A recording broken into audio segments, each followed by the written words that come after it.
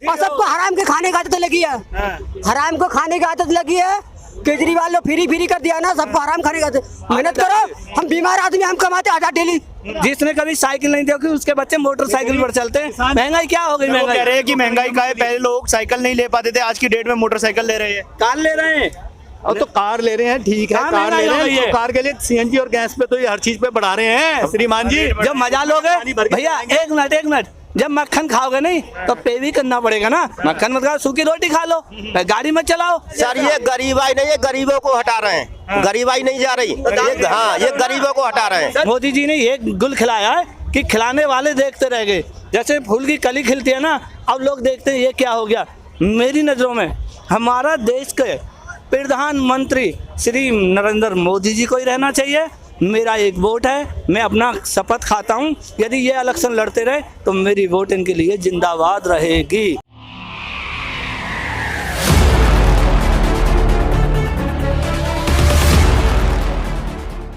Sir क्या नाम है आपका? मेरा नाम नंदकिशोर पटवा है जी। हाँ जी सर, ये बताइए 2024 में प्रधानमंत्री किसे देखना चाहेंगे आप? प्रधानमंत्री तो जी मोदी जी को तो हम देखना नहीं चाहते। क्यों, क्या कारण है?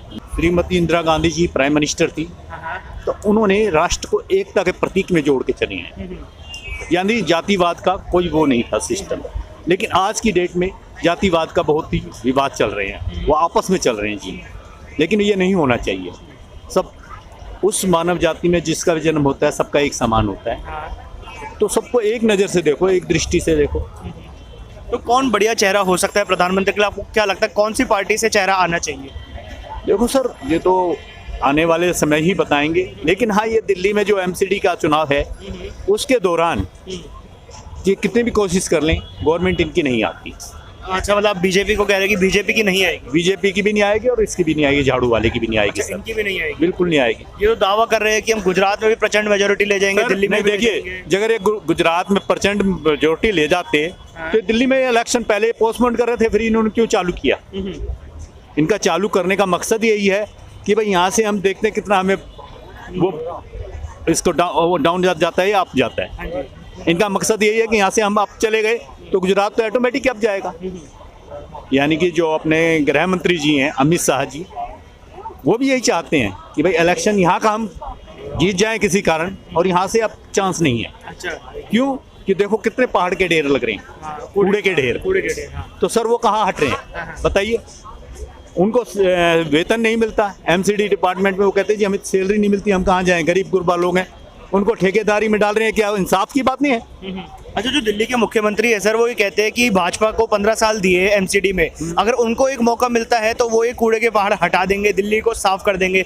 सर उन्होंने तो एक शराब का ये सिस्टम चालू कर दिया केजरीवाल जी ने, सिर्फ लेडीज़ों के लिए। हम ये लेडीज़ों के खिलाफ नहीं बोल रहे हैं, लेकिन उन्होंने जो ये पास किया कि भाई only ladies free, conductor ticket इस तरीके से देता है जैसे भिखारी को देता हो, और वो उसको टिकट को लेकर भी राजी नहीं है। जो गुलाबी रंग का टिकट देते हैं ये गलत है। इनको ये करना था भाई रेट डाउन कर देते, टिकट सबके लिए लागू करो।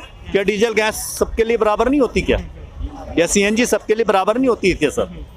हम सीनियर सिटीजन है, हम ये नहीं कह रहे कि हमारे लिए, यानी कि जो भी 60 साल से अप हो गया है उसको ये उसमें डाला जाए, यानी फ्री पास में उनको डाल दिया जाए, चाहे लेडीज है या जेंट्स है। ऐसा इनको करना चाहिए सिस्टम। भाई साहब क्या नाम है आपका? मेरा नाम नहीं बताऊंगा मैं। ये कह रहे हैं कूड़े के ढेर हटा देंगे, क्या तो बता दीजिए। क्या इनकी सरकार नहीं है क्या? ये सरकार तो अभी केजरीवाल जी की है ना, मुख्यमंत्री जी की, और किसी की तो नहीं है ना। जो कूड़े के ढेर अभी नहीं हटे तो ये आगे क्या हटा देंगे? ये हटाना तो एमसीडी का काम है ना सर। नहीं, अंडर में तो इन्हीं के नहीं है, अंडर नहीं दे रहे हैं सर, अगले अंडर तो इन्हीं के है। ये कह रहे हैं कूड़े के ढेर उठवा देंगे। ये कहाँ से उठवा देंगे?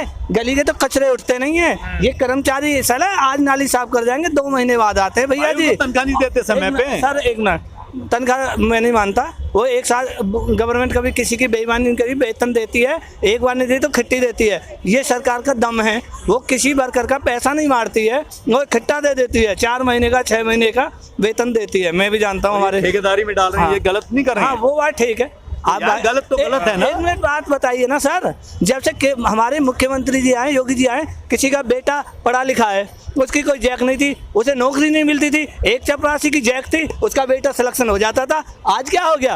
आज क्यों नहीं वो राजनीति चल रही है? अब ये बहुत माइंडेड बंदे हैं ये लोग कि मोदी जी ने ये गुल खिलाया है कि खिलाने वाले देखते रह गए। जैसे फूल की कली खिलती है ना, अब लोग देखते हैं ये क्या हो गया। मेरी नज़रों में हमारा देश के प्रधानमंत्री श्री नरेंद्र मोदी जी को ही रहना चाहिए। मेरा एक वोट है, मैं अपना शपथ खाता हूँ, यदि ये इलेक्शन लड़ते रहे तो मेरी वोट इनके लिए जिंदाबाद रहेगी। तो भाई साहब वो कह रहे हैं कि जातिवाद बढ़ गया है, धर्म की राजनीति। एक मिनट सर, नहीं बोल सकते सर, ये रियल है बोलूंगा ना, एक करके। हाँ जी, बताइए। जाति पात की मुझसे पूछो, क्या जाति पात बोला उन्होंने? किसने बोला? जिन्होंने जाति पात करी थी वो आज कुर्सी से नीचे बैठे हैं। यूपी में देख लो ना, इनके खिलाफ संगठन किया था जाति पाति को, तो उन्होंने ब्राह्मण, नाई, खटीक, धोबी जाति, इन्होंने एक गुट बनाया। जनता ने क्या दिखाया? एकता दिखाई नहीं। जो अच्छा काम करेगा ना भाई जिंदाबाद होगा। पर जो आप जिंदाबाद कर रहे हैं वो भी हम सहमत है, पर जो सिलेंडर 1000 के पार जा रहा है, पेट्रोल महंगा हुआ, महंगाई का मुद्दा है। क्या महंगाई? क्या हम 1000 रुपए में सिलेंडर नहीं लेते? क्या भीख मांगने जाते हैं किसी से? हम गरीब आदमी के लिए तो कौन गरीब है? गरीब बताओ ना मुझे, तो गरीब है। बताओ ना, 2-4 गरीब बताओ ना मुझे देश में, बताओ ना। हमसे कहना जो आदमी कमाता नहीं है वो गरीब है, वो गरीब है। हम तो कमाते हैं, हमें तनख्वाह नहीं मिलती क्या? इस दुनिया में क्या तनख्वाह नहीं लेते क्या? बेहतर महंगाई का मुद्दा है ना, क्या लगता है? सर देखिए, महंगाई तो पक्की है, हाँ। माने या ना माने, ये तो 100% है कि कांग्रेस के पीरियड में भी तो महंगाई को डाउन किया गया था। मोरारजी देसाई के टाइम में भी तो डाउन हुई थी, इंदिरा जी के पीरियड में भी तो डाउन हुआ है ये। आज क्या कंडीशन है जो कि हर चीज पे बढ़ाते जाते हैं। डेली पेट्रोल, डीजल, गैस, हर चीज पे रेट बढ़ता है। हर चीज पे रेट बढ़ रहा है डेली। भैया एक बात बताइए, खाने की हर एक मिनट सर, मेरे पिताजी थे, सब्जियों का क्या रेट है? अंकल दालों का क्या रेट है? मेरे पिताजी इस चीज का जवाब दीजिए। एक किसान थे, आज भी वो किसान है। सुनिए, पूरी में वो बैठा हुआ साइकिल है, नहीं चलाते थे, आज उनकी औलाद सर, मेरे पिताजी मेरे किसान थे, बुलंदशहर में खेती करते थे। उन्होंने कभी साइकिल नहीं चलाई जीवन में, वो सीधा साधी आदमी थे, मजदूर थे। आज देख लो ना हमारे देश में पैसा कहाँ से आ रहा है। आज जिस घर में कभी साइकिल नहीं थी उस घर के अंदर 10-10 तो कारें खड़ी मिलेंगी। जिसने कभी साइकिल नहीं थी उसके बच्चे मोटरसाइकिल पर चलते हैं। महंगाई क्या हो गई? कह रहे हैं कि महंगाई का है, पहले लोग साइकिल नहीं ले पाते थे, आज की डेट में मोटरसाइकिल ले रहे हैं, कार ले रहे हैं। अब तो कार ले रहे हैं, ठीक है, कार ले रहे हैं, तो कार के लिए सीएनजी और गैस पे तो ये हर चीज पे बढ़ा रहे हैं श्रीमान जी। जब मजा लोगे भैया, एक मिनट, जब मक्खन खाओगे नहीं तो पे भी करना पड़ेगा ना। मक्खन मत खाओ, सूखी रोटी खा लो, गाड़ी मत चलाओ, घर खड़ी कर दो, पैदल आ जाओ, पेट्रोल बचाना चाहो साइकिल से ड्यूटी कर लो।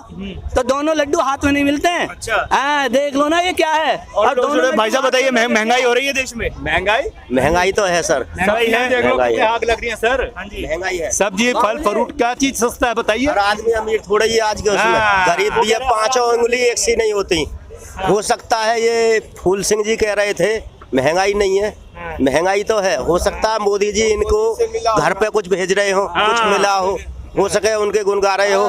कांग्रेस के राज में खाओ और खाने दो। और नौकरी की बात ये कर रहे थे, नौकरी अब भी इतनी नहीं है।